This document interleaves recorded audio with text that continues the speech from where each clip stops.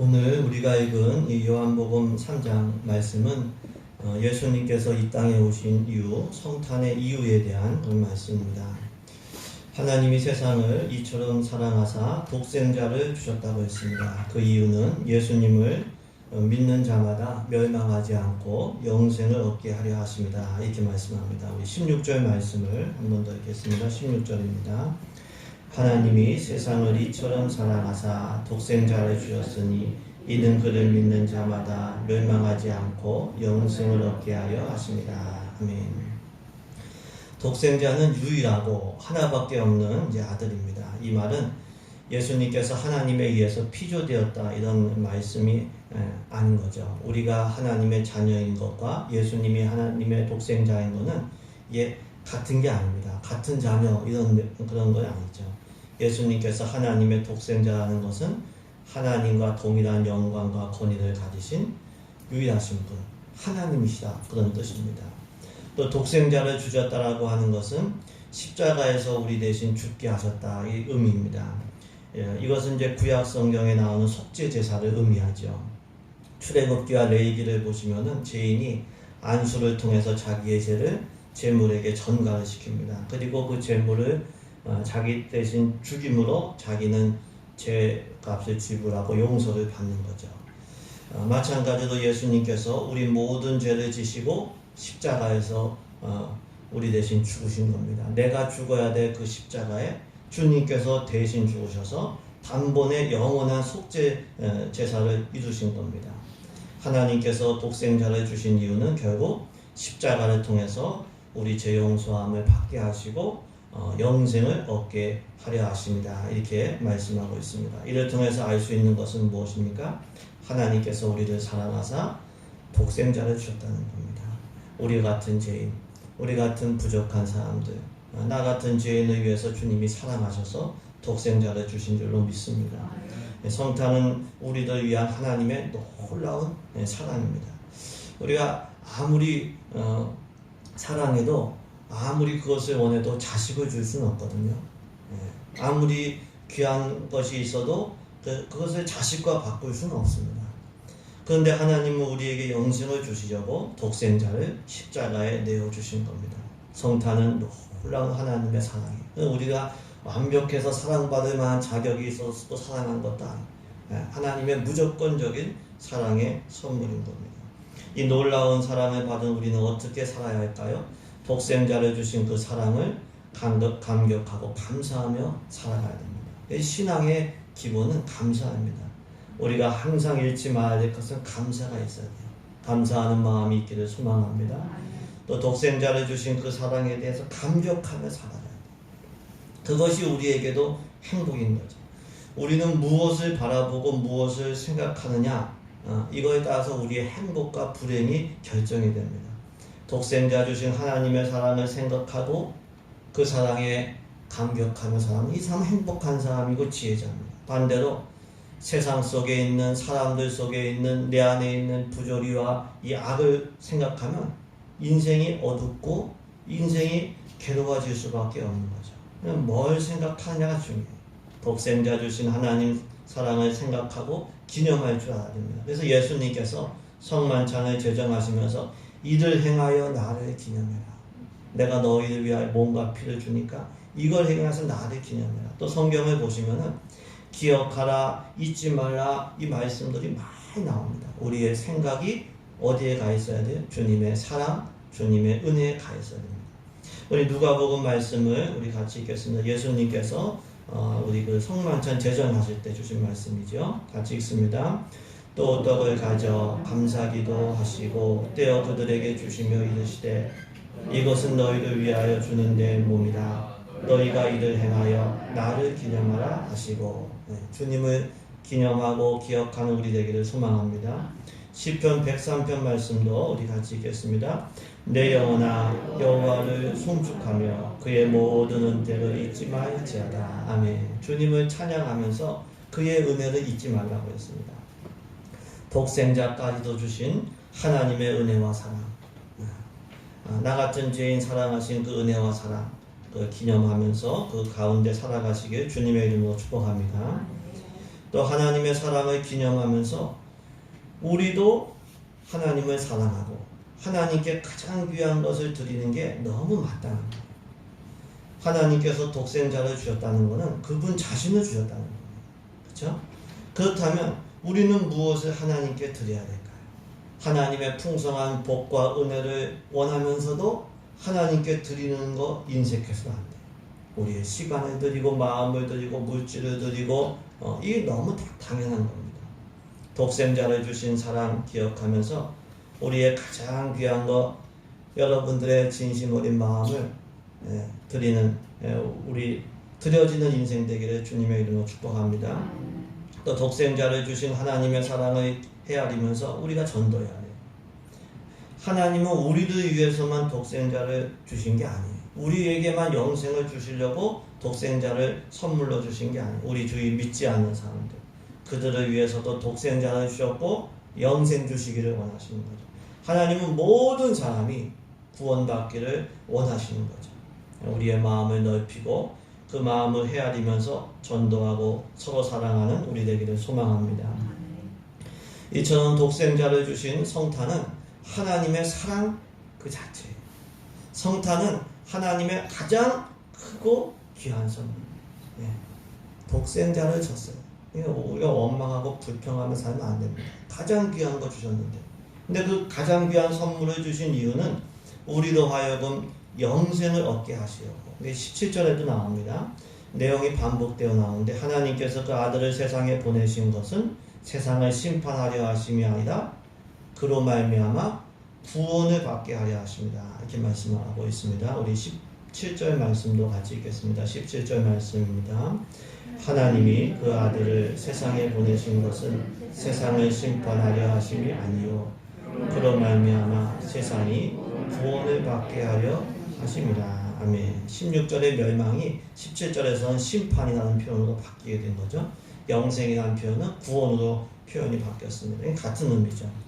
죄로 인하여 우리는 하나님의 심판을 받아 멸망할 수밖에 없었어요. 이거는 우리가 탄 배가 파손하는 것과 같아요. 지금 서서히 이제 무너지고 있는 겁니다. 이 파손하는 배에서 구원을 받아, 구출을 받아 영생을 얻는 것이 하나님의 뜻이에요. 그 뜻을 이루기 위해서 하나님께서 가장 귀한 독생자를 주신 겁니다. 이를 통해서 알 수 있는 것은 무엇입니까? 하나님께서 예수님을 이 땅에 보내신 것은 심판하려 하심이 아니라 구원을 받게 하려 하십니다. 예수님이 이 땅에 오신 이유는 구원을 하기 위해서 오십니다. 예수님께서 우리 힘들게 하려고 오신 분이 아니에요. 예수님께서 우리 뭐 달라고 우리한테 뭐 달라고 오신 분이 아니에요. 예수님은 우리를 구원하러 오셨어요.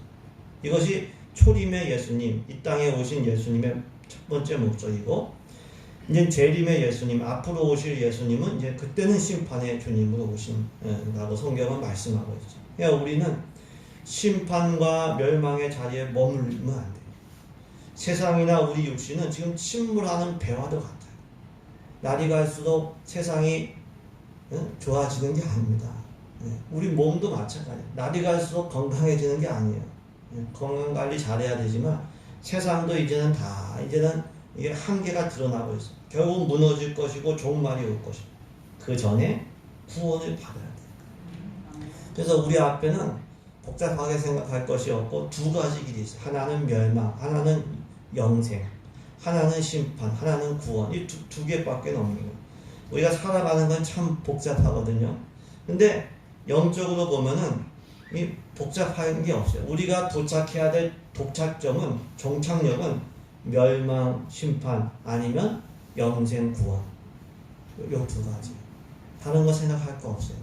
지금 내가 지금 이게 영생, 구원으로 가는 건가? 아니면 내가 지금 멸망, 심판으로 가는 건가? 이거 묻고 점검하면 딱 됐습니다. 그거면 돼요. 내 감정대로, 내 기분대로, 되는 대로 살지 말고 지금 이것이 영생, 구원으로 가는 길인가? 아니면 내가 이 길로 가면은 결국은 멸망, 심판의 길로 가는가? 이거 점검하면은 우리는 되는 것이죠.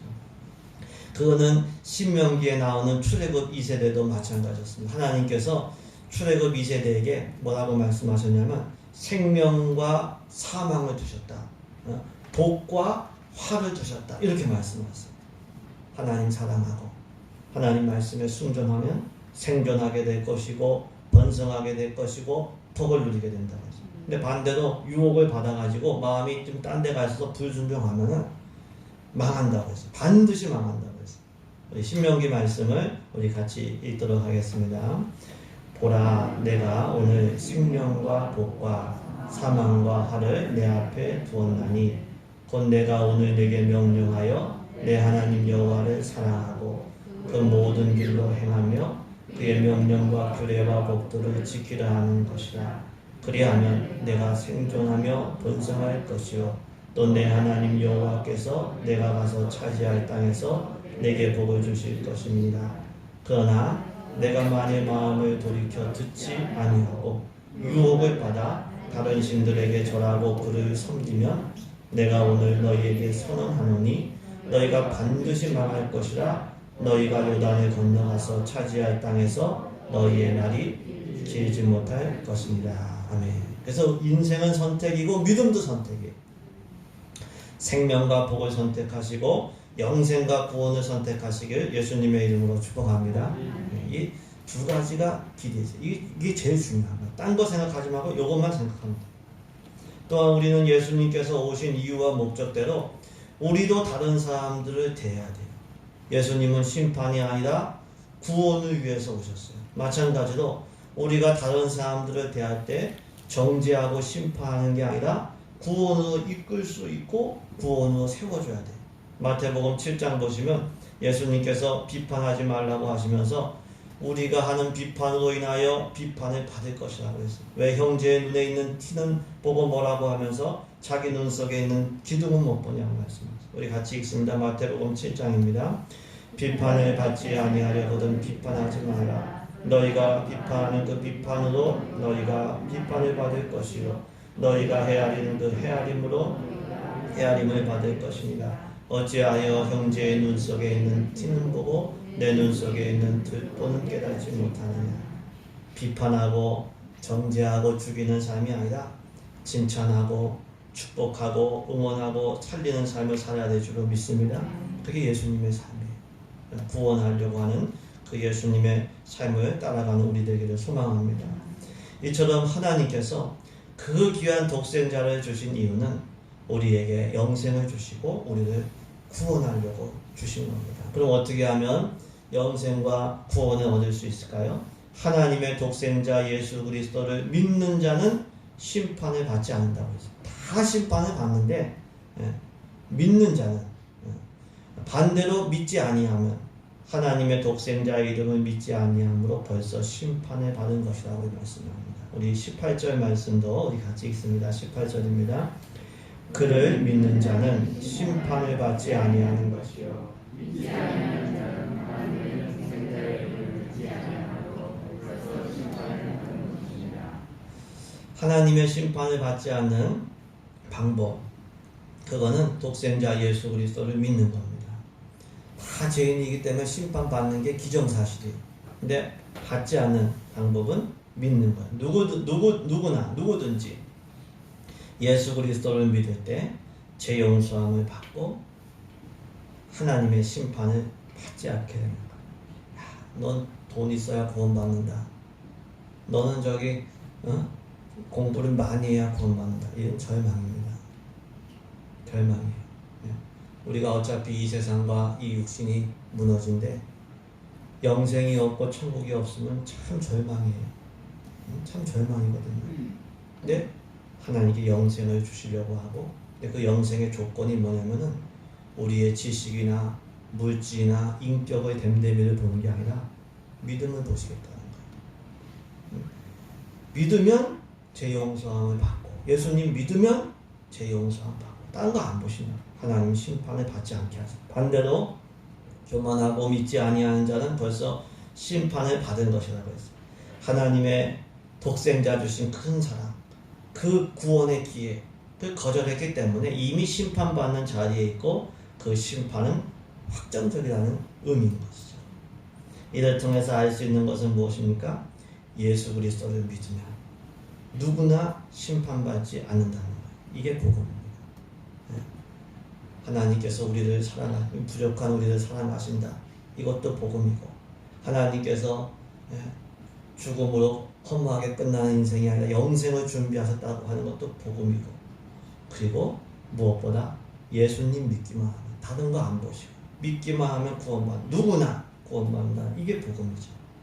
반대로 예수님 믿지 않으면 그 누구도 구원을 받을 수가 없어요. 어느 누구도 예외가 아닙니다.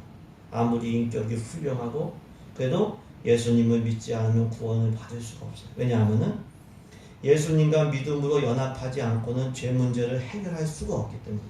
그래서 베드로는 구원받을 만한 다른 이름을 주신 일이 없다고 했어요.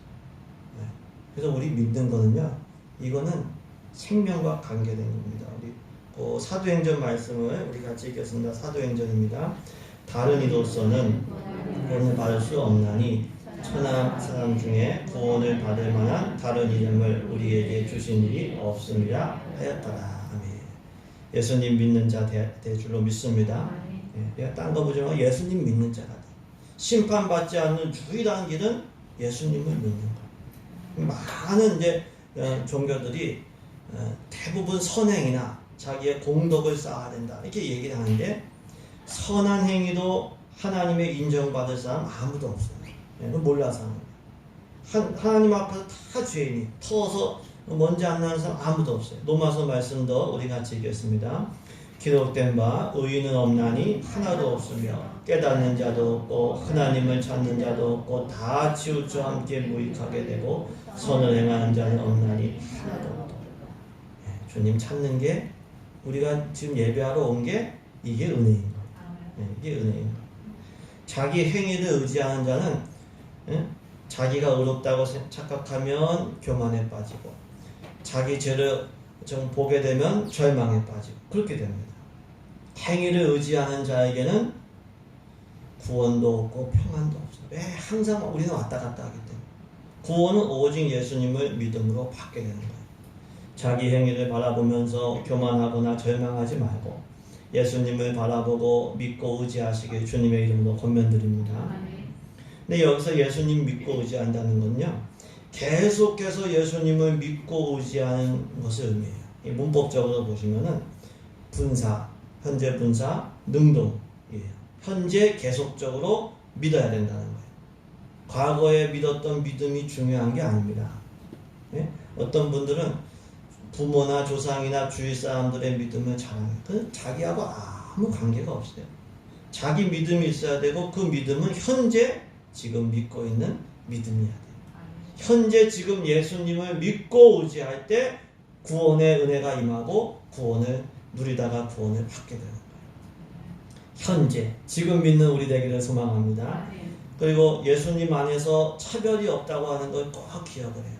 예수님을 믿는 자는 누구든지 구원을 받는 거죠. 믿지 않으면 누구든지 심판을 받지 않는 거죠. 받는 겁니다. 그러니까 여기 예외가 없어요. 이 유대인이라고 해서 특혜가 있는 거 없어요. 유대인도 예수님 안 믿으면은 심판을 받는 거예요. 이방인도 예수님을 믿으면 구원을 받는 거예요. 많이 가져도 많이 배워도 예수님 안 믿으면 심판 받는 거고, 가진 거 별로 없고 아는 거 별로 없어도 예수님 믿으면 구원 받는 거. 차별이 없어요. 예수님 안에서는 차별이 없습니다. 더 나아가 우리는 우리 안에 이 예수님을 믿는 믿음이 있으면 정말 감사해야 돼요. 왜냐하면요, 독생자의 이름을 믿지 않으면 벌써 심판을 받은 것이다. 우리 안에 예수님을 향한 믿음이 있으면 이미 구원을 받은 거예요. 물론 그 구원이 완성된 건 아닙니다. 근데 이미 구원은 받은 건데, 그 믿음만 잃지 않으면은 이제 완성이 될 겁니다. 근데 예수님을 향한 믿음이 없다면 이건 너무 안타까운 거예요.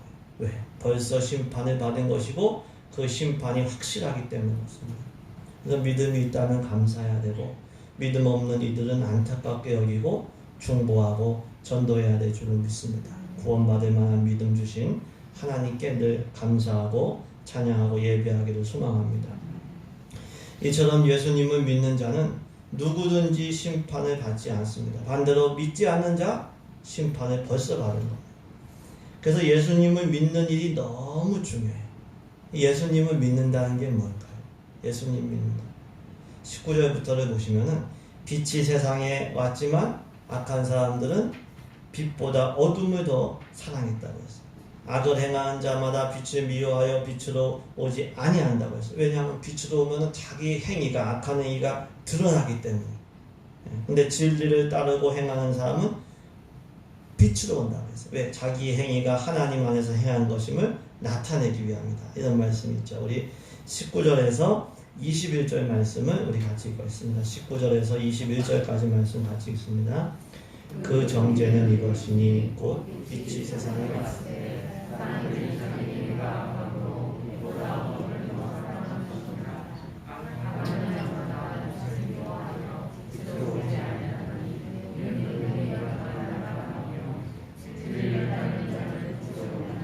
이는 그 행위가 하나님 안에서 행한 것임을 나타내려 함이라 하시니라. 아멘. 빛이 세상에 왔을 때 이 빛은 누굴까요? 빛은 예수님이죠. 예수님이 오셨지만 악을 행하는 사람들은 빛보다, 예수님보다 어둠을 더 사랑한다고 했어요. 빛을 미워하고 빛으로 안 온다고 했어요. 왜냐하면 빛으로 오면 자기 행위가 드러나니까. 반대로 진리를 따르고 진리를 행하는 사람은 빛이신 예수님께로 온다고 했어요. 왜냐하면 그게 하나님 안에서 행한 것임이 나타내기 위해서. 이를 통해서 알 수 있는 것은요, 예수님을 믿는 이들은 예수님을 사랑하고 예수님께 나아온다는 거예요. 근데 악을 행하는 사람은 어둠을 더 사랑하고 예수님께 안 나온다고 하고, 결국 예수님을 믿는다는 것은 예수님을 사랑하고 예수님께 나아온다는 겁니다. 우리 안에 예수님을 향한 사랑이 항상 불타기를 소망합니다. 예수님을 믿는 사람은 누구냐? 예수님 사랑하는 사람. 참된 신앙에는 예수님을 향한 사랑이 있어요. 누가 예수님을 믿느냐? 예수님 사랑하는 사람이 예수님을 믿는 사람. 누가 멸망하지 않고 영생을 얻느냐? 예수님을 사랑하는 사람이 영생을 얻는 거죠. 요한복음 21장을 보시면 부활하신 예수님께서 베드로에게 3번 부르셨어요. 내가 나를 사랑하느냐. 믿음이 연약해져도 서서 예수님 부인할 수가 있어요. 근데 예수님을 사랑하면 다시 일어설 수 있어요. 그 사람에게 소망이 있어요. 참된 믿음에는 예수님을 향한 사랑이 있어요. 예수님을 아는 사람이 아니라 예수님을 뜨겁게 사랑하는 우리 되기를 소망합니다. 뜨겁게 주님을 사랑하는 사람 믿음이 지금 제일 좋은 상태, 건강한 상태입니다. 또 예수님께서 나오는 사람이 돼야 돼요. 나올 때 억지로 나오지 말고 달려 나와야 돼요. 억지로 나오죠. 예수님을 믿고 오지 않은 사람은 결국 예수님께, 빛이신 예수님께 나와요. 근데 예수님 안 믿는 사람은요, 예수님께 안 나오고 세상으로 나가요. 예수님의 몸인 교회를 떠나고 예수님을 경배하는 예배의 자리에 떠나요. 그래서 방향이 중요해요. 방향.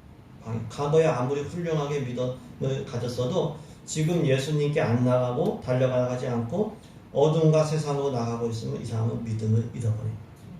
지금 예수님께 우리 마음이 주님께로 향하고 우리의 발이 주님께로 뛰어나가고 순종하는 대로 나아가고, 그 사람이 예수님을 믿는 사람인 줄로 믿습니다. 그래서 방향을 점검해요. 내 마음이 어디로 향하고 내 발걸음이 어디로 향하는가. 방향을 점검해요. 하나님은 세상을 우리를 사랑하사 독생자를 주셨어요. 구원받죠. 죄 용서함 받고 구원받아요. 우리는 심판과 멸망의 자리 거기에 있지 말아야 돼요. 어리석게 거기에 있으면 안 돼요. 예수님을 믿고 사랑하고 예수님께 나오되 달려나와야 돼요. 예수님을 믿고, 우리 한번 선포하며 예수님을 믿고, 사랑하고 달려가는 신앙 되게 하소서. 구원을 누리고 영생을 누리시길 주님의 이름으로 축복합니다.